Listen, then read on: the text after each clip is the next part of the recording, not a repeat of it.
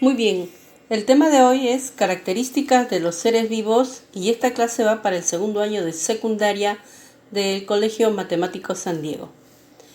Vamos a conocer y explicar las diferentes características de los seres vivos. En esta imagen ustedes pueden observar diferentes organismos vivos que existen en nuestra biosfera. ¿Qué es un ser vivo?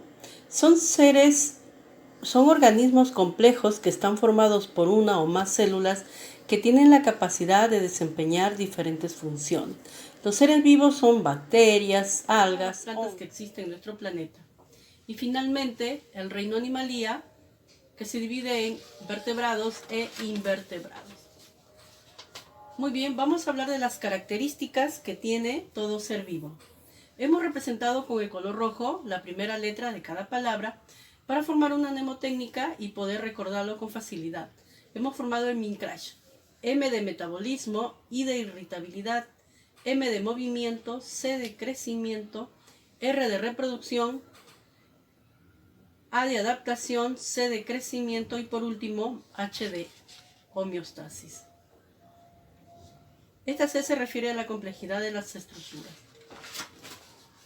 En primer lugar vamos a hablar del metabolismo. Es un proceso químico y biológico en el cual se transforma nuestros alimentos en energía. Existen dos tipos de metabolismo, el anabolismo y el catabolismo.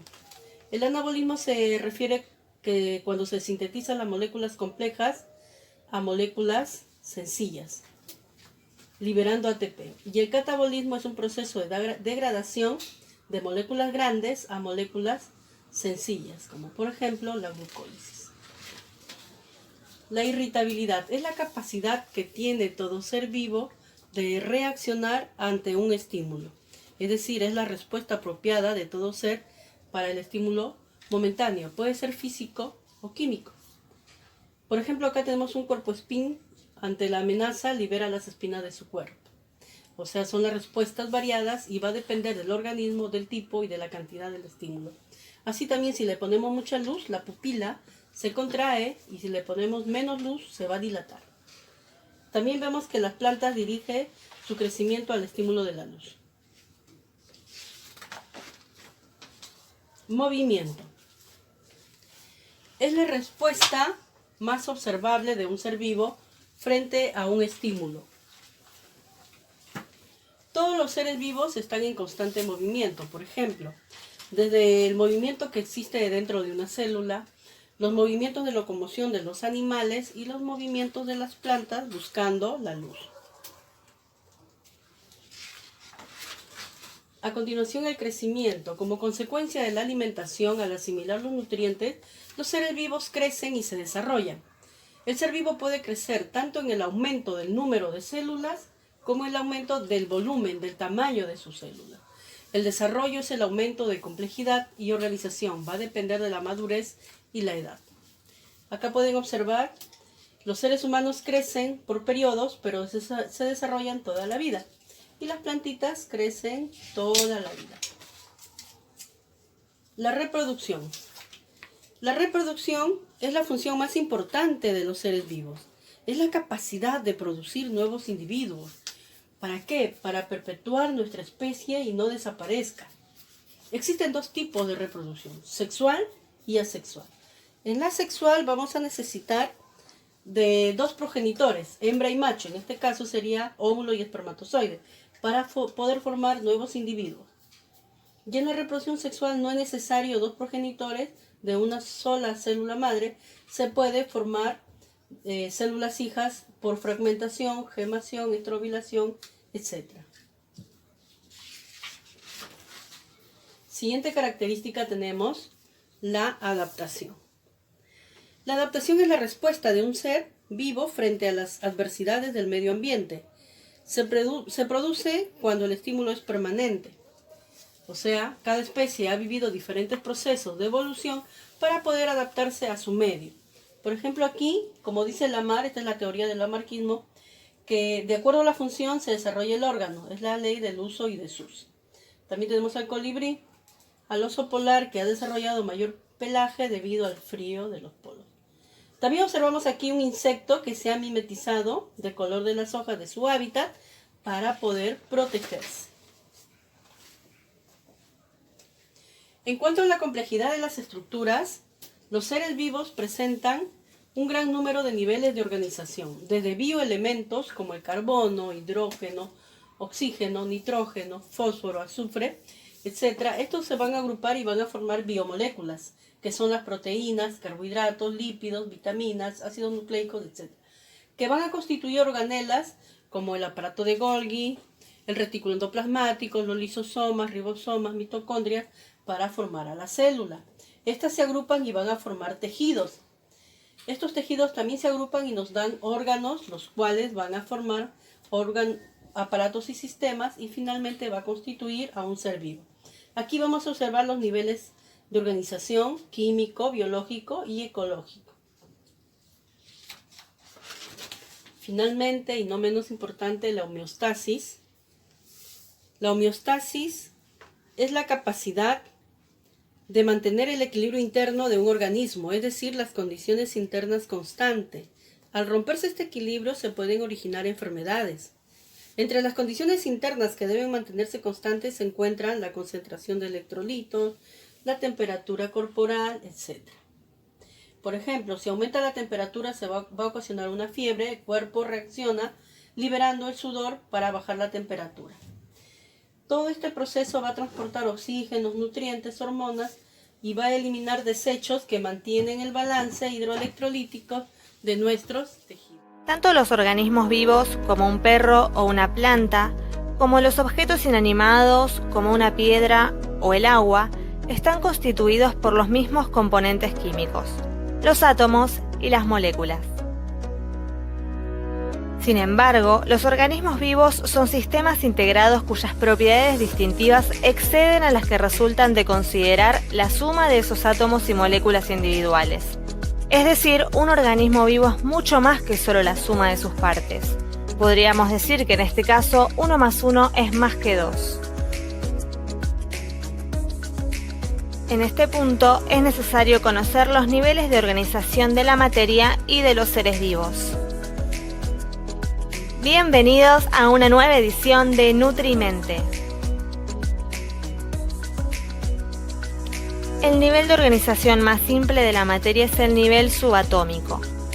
En este nivel se encuentran principalmente los protones, los neutrones y los electrones que constituyen los átomos.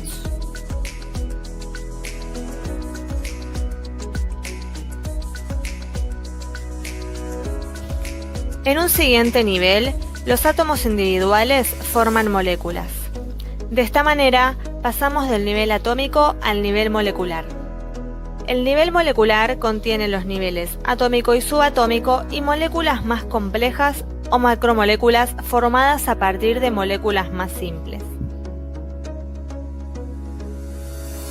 Es importante entender que las interacciones entre los componentes de un nivel dan lugar a propiedades nuevas y diferentes de las que caracterizan el nivel anterior. Por ejemplo, a temperatura ambiente, el oxígeno y el hidrógeno son gases. En cambio, el agua, la molécula compuesta por hidrógeno y oxígeno, es líquida a esas temperaturas y tiene propiedades muy diferentes de la de cada uno de esos gases. En el siguiente nivel de organización surge la propiedad más notable de todas, la vida, en la forma de organismos unicelulares, es decir, que están formados por una única célula, como por ejemplo las bacterias, o multicelulares, formados por múltiples células. Todos los organismos vivos están compuestos por una o más células. Si seguimos avanzando en los niveles de organización, veremos que las células especializadas se organizan en grupos realizando una o más funciones específicas. De esta manera se forman los tejidos. Algunos ejemplos son el tejido epitelial, el tejido conjuntivo y el tejido nervioso. Distintos grupos de tejidos interactuando entre sí pueden construir órganos, como el hígado, el tracto intestinal o el cerebro humano, que presentan un grado extraordinario de complejidad. El cerebro es, a su vez, parte de una entidad mayor, el sistema nervioso, con nuevas propiedades que a su vez dependen del cerebro. Se trata del siguiente nivel de organización, el sistema de órganos. Los diferentes sistemas de órganos, como el sistema circulatorio, el digestivo, el linfático, el inmune, etc., en conjunto, forman un organismo.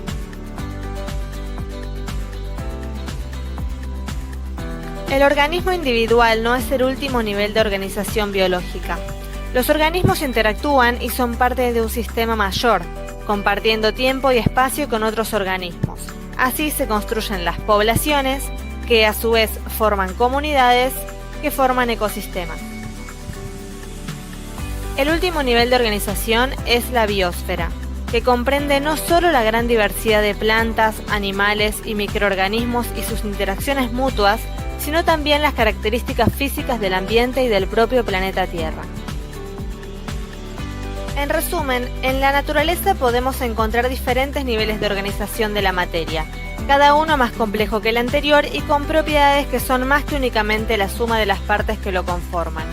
Estos niveles, si los ordenamos de menor a mayor complejidad, son el nivel subatómico, el atómico, molecular, celular, tejidos, órganos, sistemas de órganos, organismo, población, comunidad, ecosistema y biosfera.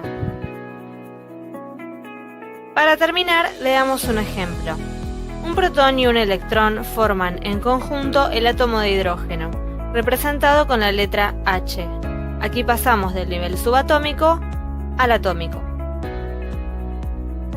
Las moléculas biológicas están compuestas principalmente por 4 tipos de átomos: el carbono, el oxígeno, el hidrógeno y el nitrógeno. Si unimos 2 átomos de hidrógeno con un átomo de oxígeno, por ejemplo, se forma la molécula de agua, pasando así del nivel atómico al nivel molecular. Otras combinaciones más complejas dan lugar a moléculas más complejas, como el ADN, que forma parte de la célula, la unidad más pequeña de la vida. Pasamos así del nivel molecular al celular.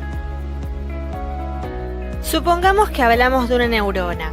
Esta célula, en interacción con muchas otras células especializadas, otras neuronas y células de sostén, forman el tejido nervioso, que a su vez forma, por ejemplo, el cerebro, que es un órgano.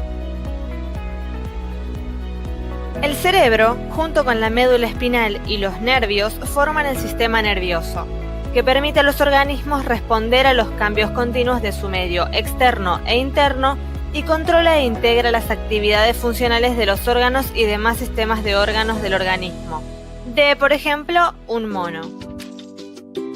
Este mono vive con otros monos en la selva, formando parte de una población de monos que a su vez comparten el hábitat con otras especies, tanto de animales como de plantas y microorganismos.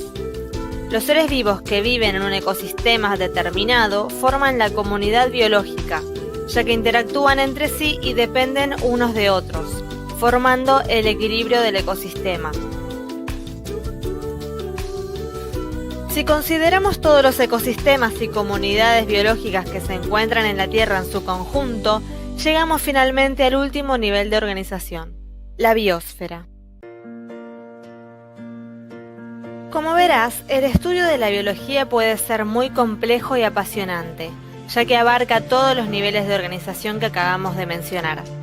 Si este video te sirvió para aprender o comprender mejor este tema, o simplemente te gustó, por favor dale like y te invito a suscribirte al canal para poder tener a mano mucha más información, porque lo que sabes influencia tu destino.